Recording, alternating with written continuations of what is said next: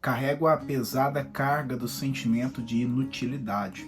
Olho para trás com vergonha dos meses que se passaram desde minha chegada e me sinto constrangido com o pouco que tenho feito.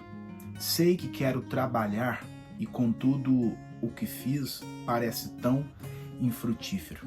Essas são palavras do reverendo Ashbel Green Simonton, um homem que trouxe, de certa forma, a igreja presbiteriana para o Brasil.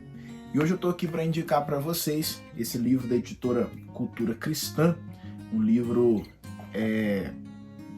que fala a respeito de cerca de 14 anos da história de um homem chamado Simonton, um homem que Deus usou de forma tremenda, um homem que Deus usou para construir uma grande história e, acima de tudo, um homem normal, um homem comum, um homem que vive dias ordinários, mas crendo em um Deus extraordinário.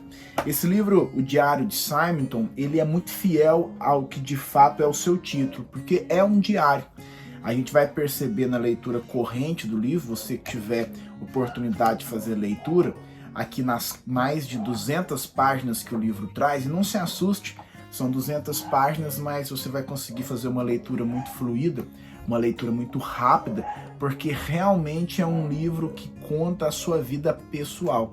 O livro vai retratar muito bem, desde o início ali dos seus dilemas de juventude, dilemas que Simonton enfrenta, aquela dúvida em relação à sua vida ministerial, em relação de fato ao seu propósito, aquele questionamento básico que na maioria das vezes, todo adolescente, jovem tem, que é dizer: Deus, por que eu estou aqui?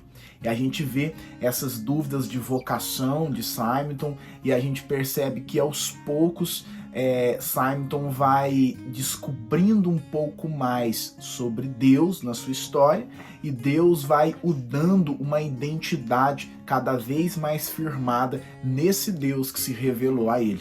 O Diário de Simonton demonstra de forma muito interessante algo que eu tiro como assim muito proveitoso na leitura do livro, é você perceber que ao longo desses 14 anos o amadurecimento desse homem. Como já dito, o livro narra alguns dilemas da vida de Simonton da juventude, problemas sentimentais, dificuldades sentimentais, mas a gente percebe que o início do livro se trata do diário de um homem, de um menino que ainda escreve, um jovem imaturo, mas que no final, nos últimos escritos, já perto do ano de 1866, a gente já percebe que um homem está ali, lidando com grandes responsabilidades. Então é um livro que demonstra de forma notável essa maturidade, esse desenvolver de maturidade de um homem temente a Deus. Outro ponto importante que eu tiro da leitura desse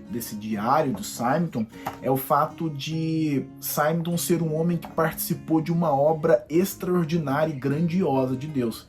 Quando você olha para a Igreja Presbiteriana do Brasil, você percebe que existe um legado, uma história e uma grande igreja que isso começou aqui no Brasil por conta de um homem responder a um chamado de Deus, que é o reverendo Simonton. Mas apesar de ser uma grande obra extraordinária, miraculosa e milagrosa de Deus, esse homem é um homem extremamente normal. E isso me chamou muita atenção nesse livro, por ser um diário. Naquele tempo se tinha o costume de escrever diários.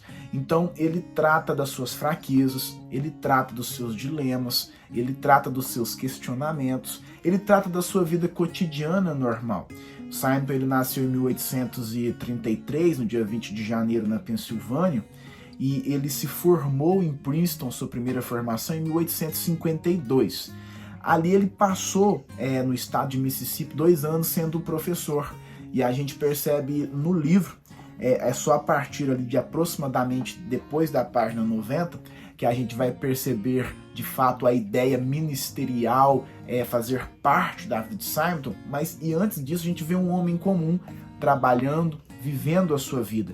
Em 1855, depois desses 2 anos como professor no estado do Mississippi, Simonton ele vai se matricular também em Princeton no seminário teológico que lá tinha. E ele relata que ouviu de Charles Root, um grande teólogo e professor, pastor da época, um sermão que o tocou profundamente. Foi a partir de então que Simonton ele passou a ter um coração ardente por missões transculturais, a perceber a necessidade do evangelho genuíno alcançar as pessoas ao redor do mundo e perceber que em alguns lugares no mundo existe uma carência desse evangelho. É a partir de então que o seu coração queima pelo Brasil e em 1859, no mês de agosto, Simonton ele desembarcou pela primeira vez no Rio de Janeiro. Em 1862, em uma de suas voltas aos Estados Unidos da América, ele se casou com Ellen, sua esposa, veio com ela ter uma filha, e um fato que é narrado e que toca muito nesse diário de Simonton, que fala sobre 14 anos da sua vida, é o fato de que depois de menos de 2 anos, com menos de 2 anos de casado, a sua esposa ela vem a falecer. Então agora Simonton se encontra em plena atividade ministerial, tem a morte, um luto de uma esposa, se tornou viúvo, e tem uma filha, ainda bebezinha, que a sua tia o ajuda a cuidar para que ele consiga ainda assim trabalhar no ministério que Deus confiou a ele. A gente vê tremenda entrega em um homem como esse. Simonton veio a morrer ainda jovem no dia 9 de dezembro de 1867, foi ferido por uma doença que infelizmente não houve um recurso para que ele pudesse renovar a sua saúde, que aparentemente era até uma boa saúde. Então a dica de hoje é sobre esse livro, o Diário de Simonton. Aqui ele dá conselhos ministeriais, ali lidando com seus questionamentos. Aqui ele fala sobre a sua vida de casado, aqui ele fala sobre as suas pregações, sermões, fala da sua vida cristã, fala sobre família, sobre seus pais, sobre seus irmãos, fala sobre um homem que foi escolhido por Deus, um homem que entendeu o chamado de Deus, entendeu o propósito de Deus para a sua vida e simplesmente resolveu obedecer.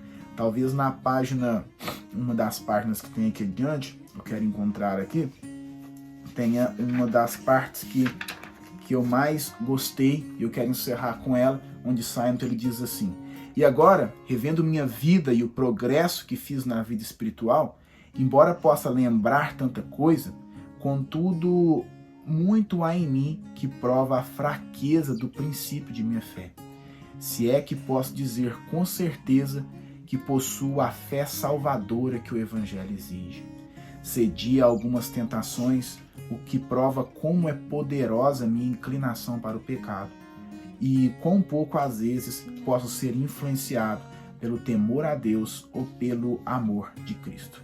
Essas são falas de um homem que participou, que obedeceu ao Senhor. Em outro momento, na página número 100, ele diz: se o campo é o mundo, então todas as terras e países precisam ser ocupadas.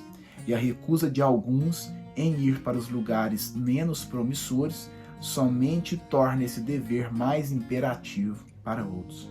Deixar lar, amigos e pátria pode parecer difícil, certamente será, mas quem pode saber se ao buscar o seu próprio conforto mesmo nesta vida, será capaz de assegurá-lo?